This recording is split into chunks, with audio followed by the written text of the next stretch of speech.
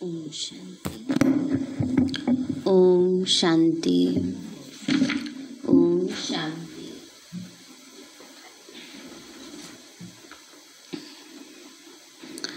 तो कल बाबा ने सभी को याद दिलाया कि हम बच्चों को बाबा आए हैं ले जाने शिव की बारात का जो गायन है। तो बाबा के सभी बच्चे तो बाबा की सजनी बनकर जाएंगे, साथी बनकर जाएंगे, फरिश्ते बनकर जाएंगे। तो वैसा ही सभी को पुरुषार्थ करना है। आज बाबा ने हम बच्चों को सदा खुश रहने का आधार बताया है। जब हम ज्ञान का चिंतन सदा करते रहते हैं तो हम सदा खुशी का अनुभव करते हैं और अवस्था भी एक रस रहती है। अगर व्यर्थ और नेगेटिव चलता रहता है बुद्धि में तो संशय आता है, निश्चय की कमी हो जाती है, जिससे खुशी गायब हो जाती है। इसीलिए आज बाबा ने हम बच्चों को यही समझाया है कि बच्चे ज्ञानी तो आत्मा बनकर रहो। माना ज्ञान का विचार सागर मंथन सदैव हमारी बुद्धि में चलता रहे। तो आज बाबा के 22 तारीख के महावाक्य हैं। बाबा बोले, मीठे बच्चे, तुम बाप के पास आए हो रिफ्रेश होने। बाप और वर्षे को याद करो तो सदा रिफ्रेश रहेंगे। बाबा के पास आए हो रिफ्रेश होने, बाप और वर्षे को याद करो तो सदा रिफ्रेश रहेंगे। प्रश्न है, समझदार बच्चों की मुख्य निशानी क्या होगी? बाबा बोले, जो समझदार हैं उन्हें अपार खुशी होगी। समझदार माना ज्ञान को प्रैक्टिकल लाने वाले। तो बाबा कहते हैं जो समझदार हैं उन्हें अपार खुशी होगी। अगर खुशी नहीं तो बुद्धू हैं। समझदार अर्थात पारस बुद्धि बनने वाले, वह दूसरों को भी पारस बुद्धि बनाएंगे। पारस की विशेषता होती है कि वो लोहे को भी छुए तो वो सोना बन जाता है। तो बाबा कहते हैं, बच्चे, बाबा हमें ऐसा श्रेष्ठ ज्ञान देते हैं जिससे हमारी खुद की बुद्धि भी सोने जैसी बनती है और जिसको भी ज्ञान सुनाएंगे उनकी बुद्धि भी सोने जैसी बन जाती है। तो बाबा ने कहा वो दूसरों को भी पारस बुद्धि बनाएंगे। रूहानी सर्विस में बिजी रहेंगे। बाप का परिचय देने बिगर रह नहीं सकेंगे। ओम शांति। बाप बैठ समझाते हैं, यह दादा भी समझते हैं क्योंकि बाप बैठ दादा द्वारा समझाते हैं। तुम जैसे समझते हो वैसे दादा भी समझते हैं। दादा माना ब्रह्मा बाबा। जैसे हम बच्चों को समझ में आ रहा है ज्ञान, ऐसे ब्रह्मा बाबा भी सुन रहे हैं। दादा को भगवान नहीं कहा जाता है ना। ब्रह्मा बाबा कोई भगवान थोड़ी है। भगवान कौन है? शिव बाबा है, निराकार ज्योति बिंदु है, जो ब्रह्मा तन में आकर हमें ज्ञान सुनाते हैं। ये है भगवान वाच। बाप मुख्य क्या समझाते हैं कि देही अभिमानी बनो। यह क्यों कहते हैं? क्योंकि अपने को आत्मा समझने से हम पतित पावन परम पिता परमात्मा से पावन बनने वाले हैं। यह बुद्धि में ज्ञान है, सबको समझाना है।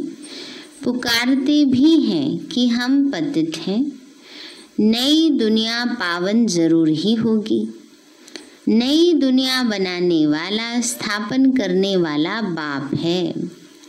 उनको ही पतित पावन बाबा कहकर बुलाते हैं। बाबा ने कहा नई दुनिया स्थापन करने वाला शिव बाबा ही है। बाबा कहते हैं उन्हीं को ही पतित पावन कहकर याद करते हैं। पतित पावन साथ में उनको बाप कहते। बाप को आत्माएं बुलाती हैं, शरीर नहीं बुलाएंगे। हमारी आत्मा का बाप पारलौकिक है, वही पतित पावन है। यह तो अच्छी रीति याद रहना चाहिए। पावनी का बाद अच्छी रीति याद हो कि आत्माओं का पिता परमात्मा ही पतित पावन है। बाबा कहते बच्चे, यह नई दुनिया है या पुरानी दुनिया है, यह समझ तो सकते हैं ना। ऐसे भी बुद्धू हैं जो समझते हैं हमको तो सुख अपार है, जिनको धन बहुत है, सोचते हैं हम तो स्वर्ग में बैठे हैं, हम क्यों पुरुषार्थ करें इनकी तरह। तो सोचते हैं कि हमको अपार सुख है। बाबा उनको क्या कहते, तो बुद्धू हैं, ना समझ हैं। क्यों? क्योंकि अगर रात है तो सबके लिए रात है। रात में अगर कोई अपने घर में हेलोजन जला लेगा तो थोड़ी ही कोई दिन हो जाएगा। ऐसे ही बाबा कहते हैं सुख के साधन तो थोड़ी देर के हैं ना, अल्पकाल के हैं, आज हैं कल नहीं है। तो बाबा कहते हैं बच्चे समझ की बात है। इसलिए जो ये सोच कर बैठे रहते हैं हमको अपार सुख है, हम तो स्वर्ग में बैठे हैं, वो जैसे नासमझ बुद्धू हैं। परंतु यह भी समझना चाहिए कि कलयुग को कभी स्वर्ग कह नहीं सकते। नाम ही है कलयुग, पुरानी पतित दुनिया। अंतर है ना, मनुष्यों की बुद्धि में यह भी नहीं बैठता है। बिल्कुल ही जर्जरीभूत अवस्था है। बच्चे नहीं पढ़ते हैं तो कहते हैं ना तुम तो पत्थर बुद्धि हो। बाबा भी लिखते हैं तुम्हारे गांव निवासी तो बिल्कुल पत्थर बुद्धि है ना। बाबा भी कहते हैं बच्चे तुम्हारे साथ के सब जैसे पत्थर बुद्धि हैं। समझते नहीं क्योंकि दूसरों को समझाते नहीं।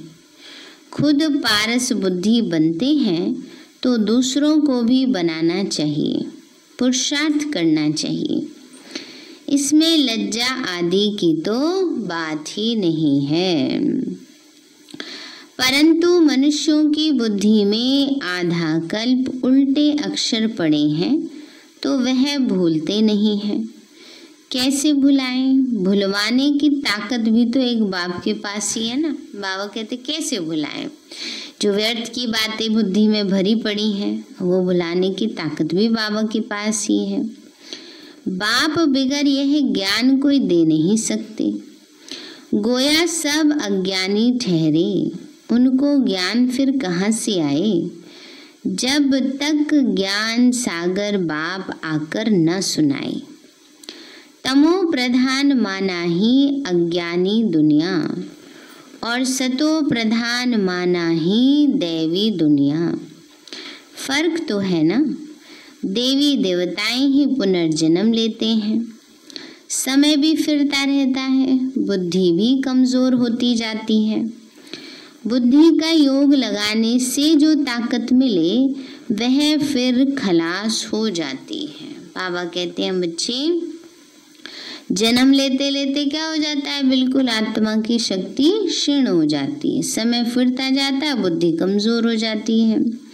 फिर बुद्धि का योग लगाने से जो ताकत मिले वो धीरे धीरे धीरे धीरे खत्म हो जाती है। अभी तुमको बाप समझाते हैं तो तुम कितने रिफ्रेश होते हो। तुम रिफ्रेश थे और विश्राम में थे। बाप भी लिखते हैं बच्चों आकर रिफ्रेश भी हो जाओ और विश्राम भी पाओ। रिफ्रेश होने के बाद तुम सतयुग में विश्रामपुरी में जाते हो। वहाँ तुमको बहुत विश्राम मिलता है। वहाँ सुख शांति संपत्ति आदि सब कुछ तुमको मिलता है। बाबा कहते हैं बच्चे सुख संपत्ति कहाँ मिलेगी? सुख धाम में ना। तो आराम से विश्राम में। सतयुग क्या है? जैसे एक विश्रामपुरी भी हो गई। ऐसे नहीं कि वहाँ काम नहीं करेंगे, कर्म तो सारे करने हैं। बाबा कहते हैं बच्चे लेकिन पाप कर्म नहीं होता। ऐसा कर्म नहीं जिससे आत्मा थक जाए ना। विकारों के वश होकर मनुष्य जो कर्म करता है उससे, वो पाप कर्म से आत्मा थकती है, बैटरी खाली होती है। अब सतयुग में तो विकारों का ज्ञान ही नहीं है, बिल्कुल विकार ही नहीं है, तो कर्म भी कर रहे हैं, सुखपूर्वक कर रहे हैं, तो जैसे विश्राम में है। पहले शरीरों में बहुत ताकत होती थी तो काम करते थे तो भी थोड़े लगता था कि कोई इतना काम किया है ना। आजकल तो उसका आधा का आधा भी नहीं रहा है वो भी करने में थक इतने जाते जैसे पता नहीं क्या कर लिया। तो वही बाबा समझाते हैं, तो विश्राम की अवस्था वहाँ रहती है। बाबा कहते हैं तो बाबा के पास आते हैं रिफ्रेश होने, विश्राम पाने। रिफ्रेश भी शिव बाबा करते, विश्राम भी बाबा के पास लेते हो। विश्राम माना शांत, थक कर विश्रामी होते हैं ना। कोई कहाँ जाते हैं विश्राम पाने, उसमें फिर रिफ्रेशमेंट की बात ही नहीं। यहाँ तुमको बाप रोज समझाते हैं ना, तुम यहाँ आकर रिफ्रेश होते हो। याद करने से तुम तमो प्रधान से क्या बनते हो, सतो प्रधान बनते हो।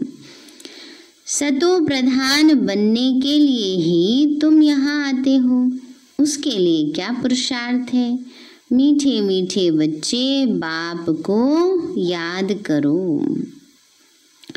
बाप ने सारी शिक्षा तो दी है, यह सृष्टि चक्र कैसे फिरता है, तुमको विश्राम कैसे मिलता है, और कोई भी यह बातें नहीं जानते तो उन्हों को भी समझाना चाहिए, ताकि वह भी तुम जैसे रिफ्रेश हो जाएं। अपना फर्ज ही ये है सबको पैगाम देना। बाबा ने कहा हमारा फर्ज ही है, क्या है, सबको पैगाम देना। यही याद दिलाना कि बाप को और वर्षे को याद करो।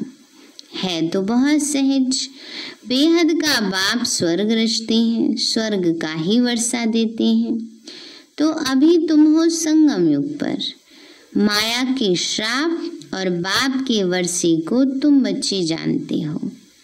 जब माया रावण का श्राप मिलता है तो पवित्रता भी खत्म, सुख शांति भी खत्म, तो धन भी खत्म हो जाता है ना। बाबा कहते हैं बच्चे, रावण का श्राप मिलने से क्या होता है, धीरे धीरे पवित्रता, सुख शांति, धन संपत्ति सब खत्म हो जाती है ना।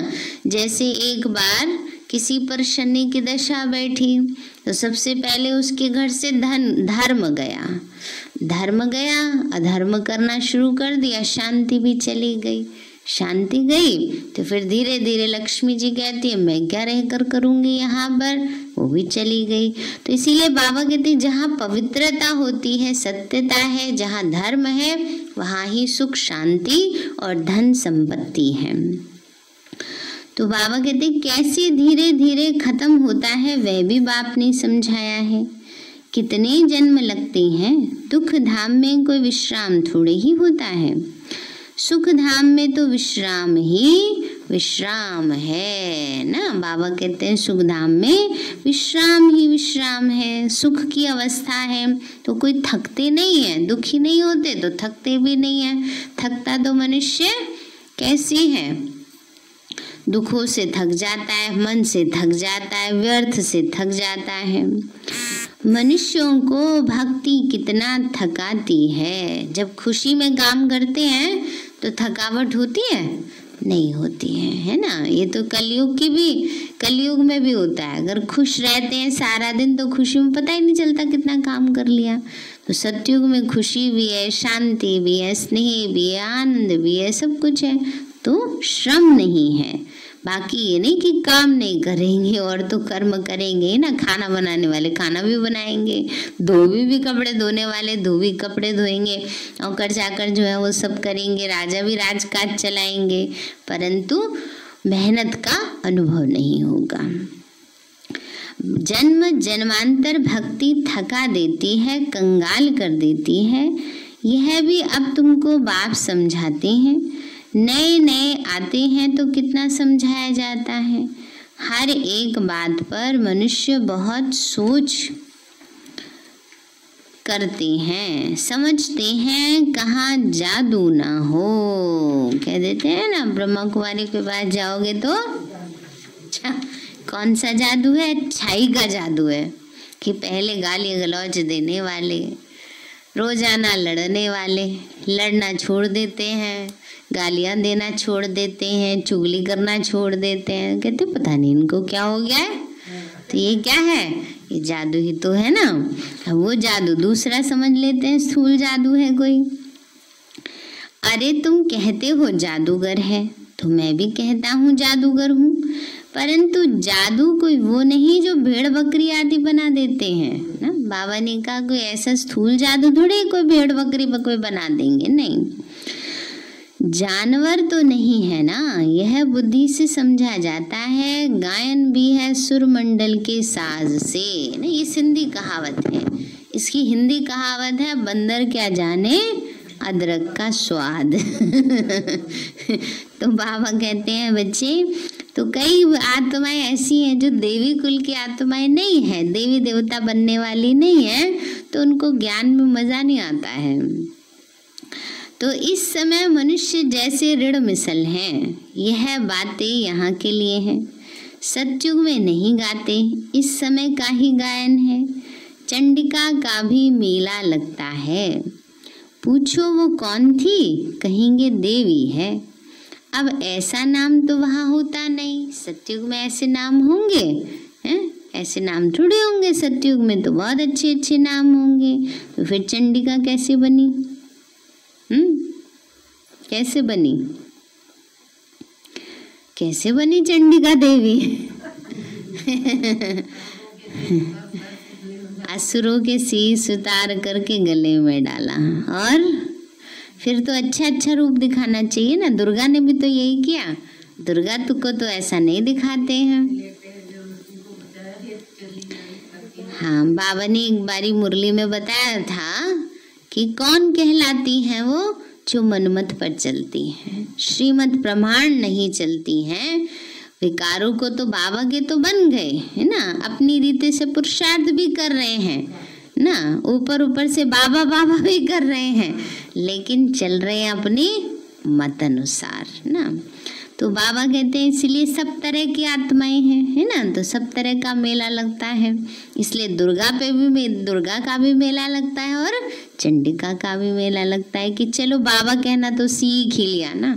माता ऐसी होती है ना, चलो मेरा बाबा कहना तो सीख ही लिया। तो कई तो भोली भाली हैं, बहुत अच्छी हैं, और कई बाबा कहते हैं ऐसी भी होती है, माया जिन्हें दुस्तर बना देती है। तो बाबा कहते हैं बच्चे, ऐसा नाम तो वहाँ होता नहीं। सतयुग में तो सदैव शुभ नाम होता है। श्री रामचंद्र, श्री कृष्ण, श्री कहा जाता है श्रेष्ठ को। सतयुगी संप्रदाय को श्रेष्ठ कहा जाता है। कलयुगी विशेष संप्रदाय को श्रेष्ठ कैसे कहेंगे? तो श्री माना श्रेष्ठ। अभी के मनुष्य तो श्रेष्ठ है नहीं। गायन भी है, मनुष्य से देवता किए करत न लागी वार। फिर देवता से मनुष्य बनते हैं, क्योंकि 5 विकारों में जाते हैं। रावण राज्य में सब मनुष्य ही मनुष्य हैं, वहाँ है देवताएं, उनको डीटी वर्ल्ड और इसको ह्यूमन वर्ल्ड कहा जाता है। डीटी वर्ल्ड को दिन कहा जाता है, डीटी वर्ल्ड माने दैवी दुनिया। ह्यूमन वर्ल्ड को रात कहा जाता है। इस समय क्या है, मनुष्यों की दुनिया है, तो ज्ञान की रात छाई हुई है। दिन सोझरे को कहा जाता है, रात अज्ञान अंधियारे को कहा जाता है। इस फर्क को तुम बच्चे ही जानते हो, तुम समझते हो। हम पहले कुछ भी नहीं जानते थे, अभी सब बातें बुद्धि में हैं।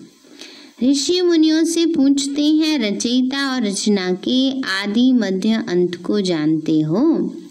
तो वह भी नेति नेति कर गए हैं, हम नहीं जानते।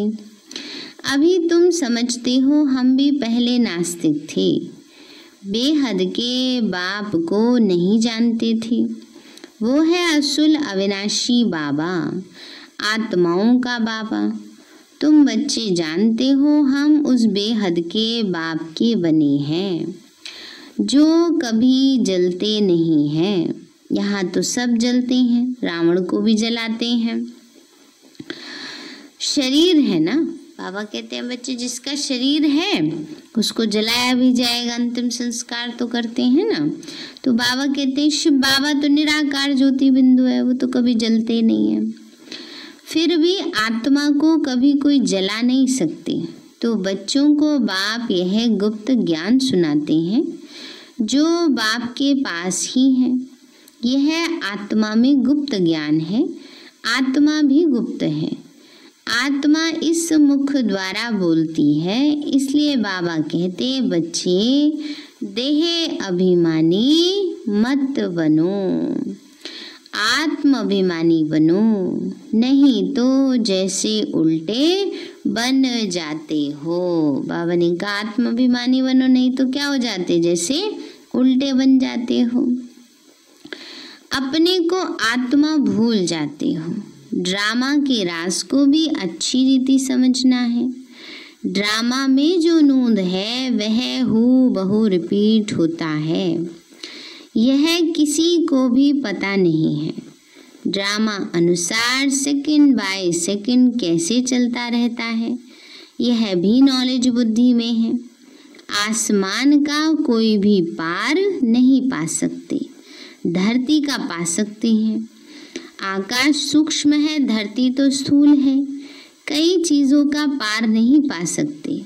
जबकि कहते भी हैं आकाश ही आकाश है, पाताल ही पाताल है। तो शास्त्रों में सुना है ना, तो ऊपर में भी जाके देखते हैं। बाबा कहते हैं शास्त्रों में सुना है तो ऊपर भी जाकर के देखते रहते हैं। कभी मंगल पे जा रहे हैं, कभी चंद्रमा पे जा रहे हैं। फिर वहाँ पर क्या करते हैं, वहाँ पर भी फ्लैट खरीदते रहते हैं। ये बताओ जब नीचे हलचल होगी तो ऊपर जाएंगे कैसे? कोई ऐसी सीढ़ी बनेगी क्या जो नीचे पृथ्वी से सीधे ऊपर मंगल पर या चंद्रमा पर जाएगी? तो बाबा कहते हैं बच्चे, लोग सोचते हैं नीचे दुनिया में हलचल होगी तो हम तो चंद्रमा पे चले जाएंगे, मंगल पे चले जाएंगे। तो बाबा कहते हैं वहाँ जिएंगे कैसे?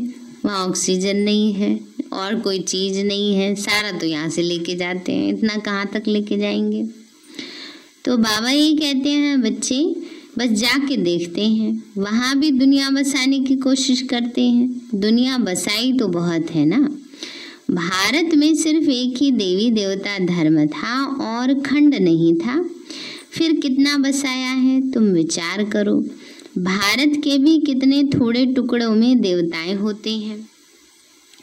जमुना का कंठा होता है, दिल्ली परिस्तान थी, इसको कब्रिस्तान कहा जाता है, जहाँ काले मृत्यु होती रहती है।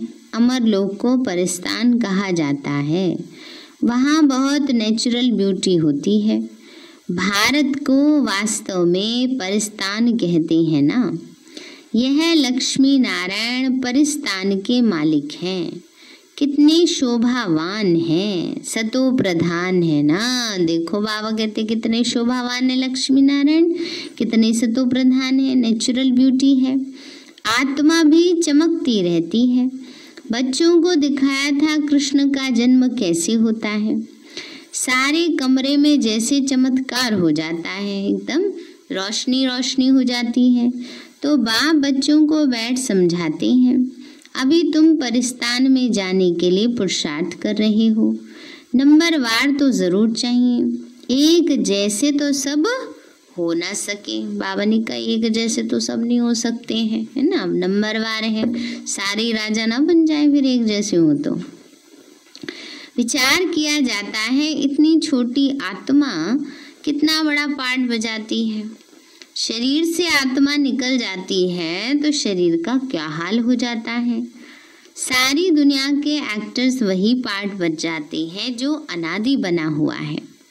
यह सृष्टि भी अनादि है, उसमें हर एक का पार्ट भी अनादि अविनाशी है। उसको तुम वंडरफुल तब कहते हो जबकि जानते हो कि यह सृष्टि रूपी झाड़ है। बाप कितना अच्छी रीति समझाते हैं, ड्रामा में फिर भी जिसके लिए जितना समय है उतना समझने में समय लेते हैं। बाबा कहते हैं जिसका जब समझने का टाइम होगा तभी समझेगी आत्मा, है ना। बुद्धि में फर्क तो है ना, आत्मा मन बुद्धि सहित है ना, तो कितना फर्क रहता है। बच्चों को मालूम पड़ता है हमको स्कॉलरशिप लेने की है तो दिल अंदर खुशी होती है। यहाँ भी अंदर आने से ही एम ऑब्जेक्ट सामने देखने में आती है तो ज़रूर खुशी होगी ना। अभी तुम बच्चे जानते हो यह बनने के लिए यहाँ पढ़ने आए हैं, नहीं तो कभी कोई आ न सके। ये है एम ऑब्जेक्ट।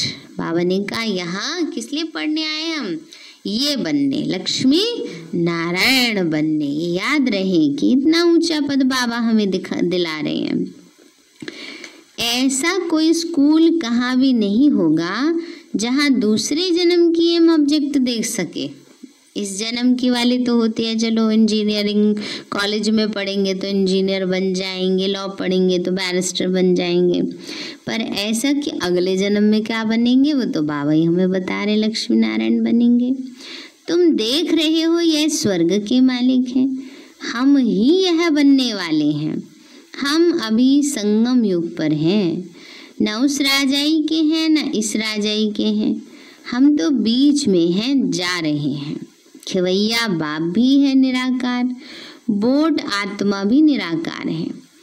बोट को खींचकर परम धाम में ले जाते हैं। इनकॉर्पोरियल बाप इनकॉर्पोरियल बच्चों को ले जाते हैं तो बाप ही बच्चों को साथ में ले जाएंगे। यह चक्कर पूरा होता है, फिर हूबहू रिपीट करना है। एक शरीर छोड़ क्या करना है, दूसरा लेना है। छोटा बनकर फिर बड़ा बनेंगे, छोटा बच्चा बनेंगे फिर धीरे धीरे बड़े होते जाएंगे। जैसे आम की गुठली को जमीन में डाल देते हैं तो फिर उससे आम निकल आते हैं, समय पर निकलेंगे ना। तो वह है हद का झाड़, यह मनुष्य सृष्टि रूपी झाड़ है, इसको वैरायटी झाड़ कहा जाता है। सतयुग से लेकर कलयुग तक सब पाठ बजाते रहते हैं। अविनाशी आत्मा 84 के चक्र का पाठ बजाती है। लक्ष्मी नारायण थे जो अब नहीं है, चक्कर लगाए अब फिर से यह बनते हैं। कहेंगे पहले यह लक्ष्मी नारायण थे, फिर उन्हों का ये है लास्ट जन्म ब्रह्मा सरस्वती। अभी सबको वापस जरूर जाना है। स्वर्ग में तो इतने आदमी थे नहीं, ना ही इस्लामी ना बौद्धि, कोई भी धर्म वाले एक्टर्स नहीं थे सिवाय देवी देवताओं के। यह समझ भी कोई में नहीं है। समझदार को टाइटल मिलना चाहिए, जितना जो पढ़ता है नंबरवार पुरुषार्थ से पद पाता है। तो तुम बच्चों को यहाँ आने से ही यह एम ऑब्जेक्ट देख खुशी होनी चाहिए। खुशी का तो पारावार नहीं, पाठशाला व स्कूल हो तो ऐसा। बाबा कहते खुशी का तो जैसे पारावार ही नहीं। बाबा ने कहा ऐसे स्कूल में पढ़ रहे हो तो कितना खुश होना चाहिए। दुनिया में कोई लंदन की पहले बहुत फेमस यूनिवर्सिटी थी, ऑक्सफोर्ड यूनिवर्सिटी, उसमें कोई पढ़ता था, बड़ा उसको नशा रहता था कि हम फलानी जगह से पढ़े हुए हैं। बाबा कहते हैं बच्चे और तुम इतनी ऊंची यूनिवर्सिटी में पढ़ते हो, इसका तो कोई कंपैरिजन है ही नहीं। तो बाबा ने कहा कितनी खुशी होनी चाहिए। बाबा कहते हैं बच्चे खुशी का तो पारावार नहीं, पाठशाला व स्कूल हो तो ऐसा। कितनी गुप्त है परंतु जबरदस्त पाठशाला है। जितनी बड़ी पढ़ाई उतना बड़ा कॉलेज, वहाँ सब फैसिलिटीज़ मिलती हैं। आत्मा को पढ़ना है, फिर चाहे सोने के तख्त पर चाहे लकड़ी के तख्त पर चढ़े। बच्चों को कितनी खुशी होनी चाहिए। बाबा कहते हैं आत्मा को पढ़ना है। अब पढ़ कर के जो जैसा पुरुषार्थ करें, पढ़ के पुरुषार्थ करेंगे तो सोने के तख्त पर भी बैठ सकेंगे। कम पुरुषार्थ करेंगे तो कौन सा तख्त मिलेगा? फिर तो लकड़ी का ही मिलेगा ना, अगर कम पुरुषार्थ करेंगे तो तो बाबा कहते हैं बच्चे इसलिए पढ़ना है, आत्मा को पढ़ेंगे जैसा वैसा पद में पाएंगे। बच्चों को कितनी खुशी होनी चाहिए क्योंकि शिव भगवान आज है। पहले नंबर में यह विश्व का प्रिंस है। बच्चों को अब पता पड़ा है, कल्प कल्प बाप ही आकर अपना परिचय देते हैं। मैं इनमें प्रवेश कर तुम बच्चों को पढ़ा रहा हूँ। देवताओं में यह ज्ञान थोड़े ही होगा, ज्ञान से देवता बन गए, फिर पढ़ाई की दरकार नहीं। इसमें बड़ी विशाल बुद्धि चाहिए समझने की। अच्छा मीठे मीठे सिक्के लदे बच्चों प्रति माता पिता याद प्यार और गुड मॉर्निंग। रूहानी बाप की रूहानी बच्चों को नमस्ते। रूहानी हम बच्चों की रूहानी माता पिता बाप दादा नमस्ते नमस्ते नमस्ते बाबा नमस्ते। धारणा के लिए मुख्य सार है, इस पतित पुरानी दुनिया का बुद्धि से संन्यास कर पुरानी देह और देह के संबंधियों को भूल अपनी बुद्धि बाप और स्वर्ग तरफ लगानी है। इस पतित दुनिया का बुद्धि से संन्यास कर, बाहर से कोई घर बार नहीं छोड़ देना है, बुद्धि से पुरानी दुनिया को, बातों को, संस्कारों को छोड़ना है और बुद्धि स्वर्ग तरफ लगानी है। दूसरा पॉइंट है, अविनाशी विश्राम का अनुभव करने के लिए बाप और वर्षी की स्मृति में रहना है। सबको बाप का पैगाम दे रिफ्रेश करना है। रूहानी सर्विस में लज्जा नहीं करनी है। बाबा ने कहा सेवा करने में लज्जा की तो कोई बात ही नहीं है ना। किस लिए लज्जा करें, कोई खराब काम कर रहे हैं, ये तो बड़े गर्व की बात है। भगवान ने हमें सेवा के लिए चुना है। रूहानी सर्विस में लज्जा नहीं करनी है। वरदान दिया बाबा ने, सदा बाप के सम्मुख रहे खुशी का अनुभव करने वाले अथक और आलस रहित भव। सदा बाप के सम्मुख रहे खुशी का अनुभव करने वाले अथक और आलस्य रहित भव। बाबा बोले कोई भी प्रकार के संस्कार या स्वभाव को परिवर्तन करने में दिल शिकस्त होना या अलबेलापन आना भी थकना है ना, कि हम नहीं कर सकते अपने संस्कार चेंज। कितना भी उनको कहो भाई ये ठीक नहीं है, फिर भी कहेंगे नहीं हम तो ऐसे ही रहेंगे ना। तो बाबा कहते हैं ये क्या है, इसमें अथक बनो। अथक का अर्थ है जिसमें आलस ना हो। जो बच्चे ऐसे आलस रहित हैं वे सदा बाप के सम्मुख रहते हैं और खुशी का अनुभव करते हैं। उनके मन में कभी दुख की लहर नहीं आ सकती। इसलिए सदा सम्मुख रहो और खुशी का अनुभव करो। बाबा के सदा सम्मुख रहो और खुशी का अनुभव करो। स्लोगन है, सिद्धि स्वरूप बनने के लिए हर संकल्प में पुण्य और बोल में दुआएं जमा करते चलो। सिद्धि स्वरूप बनने के लिए हर संकल्प में पुण्य। संकल्प में पुण्य कब जमा होंगे, जब हमारे संकल्प शुभ होंगे, श्रेष्ठ होंगे। अच्छा सोचेंगे तो पुण्य जमा होंगे। और बोल में, बोल अच्छे बोलेंगे तो क्या मिलेंगी, दुआएं मिलेंगी। तो दुआएं जमा करते चलो। सार है मीठे बच्चे, तुम बाप के पास आए हो रिफ्रेश होने। बाप और वर्षी को याद करो तो सदा रिफ्रेश रहेंगे। प्रश्न है, समझदार बच्चों की मुख्य निशानी क्या होगी। बाबा बोले जो समझदार हैं उन्हें अपार खुशी होगी। अगर खुशी नहीं तो बुद्धू हैं। समझदार अर्थात पारस बुद्धि बनने वाले, वह दूसरों को भी पारस बुद्धि बनाएंगे। रूहानी सर्विस में बिजी रहेंगे। बाप का परिचय देने बिगर रह नहीं सकेंगे। और आज का पॉइंट है सोमान है, मैं अशरीरी आत्मा हूँ। अभ्यास और चिंतन है अशरीरी बनना अर्थात आवाज से परे हो जाना। शरीर से परे होना अर्थात साइलेंस। 1 सेकंड अशरीरी होने की ड्रिल करो। जब चाहे तब शरीर का भान छोड़ अशरीरी बन जाओ। जब चाहो तब शरीर का आधार लेकर कर्म करो। ऐसे अनुभव हो, यह स्थूल चोला अलग है और चोले को धारण करने वाली आत्मा मैं अलग हूँ। अच्छा, ओम शांति। मीठे बाबा, आपने हमें सब कुछ दिया। आपका पदम गुणावार शुक्रिया। प्यारे बाबा, आप हमें ज्ञान, गुण, शक्तियों, वरदानों और सद्बुद्धि से भरपूर करते हो। आपका बार बार शुक्रिया।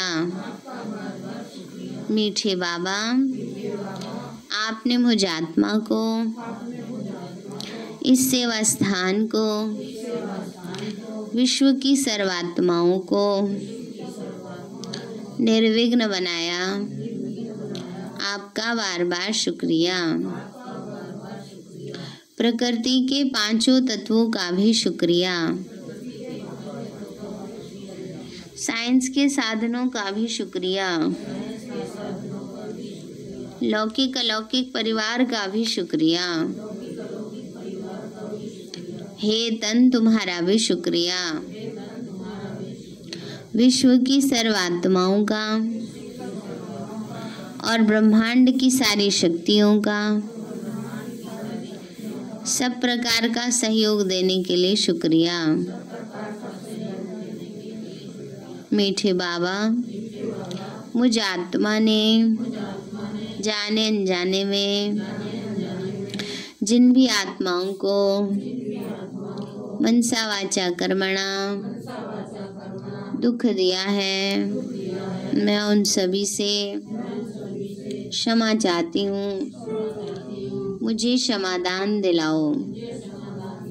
और जिन आत्माओं ने मुझे दुख दिया है, विघ्न रूप बने हैं, मैं उन सभी को दिल से क्षमा करती हूँ।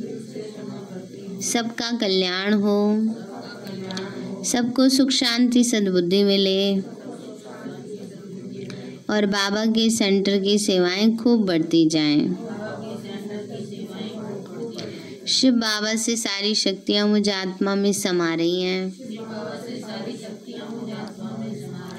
पूरे शरीर में फैल रही हैं, पूरे घर में फैल रही हैं, पूरे देश पूरी दुनिया में फैल रही हैं। सब प्रकार के वायरस नष्ट होते जा रहे हैं। मैं आत्मा परम धाम में चमकती हुई मणि हूँ। सतयुग में पावन देवताई शरीर में हूँ। मैं अष्टभुजाधारी देवी दुर्गा हूँ। विघ्न विनाशक गणेश हूँ। मैं बाबा की छत्र छाया में पलने वाली सर्वश्रेष्ठ ब्राह्मण आत्मा हूँ। मैं फरिश्ता हूँ। ओम शांति। मेरे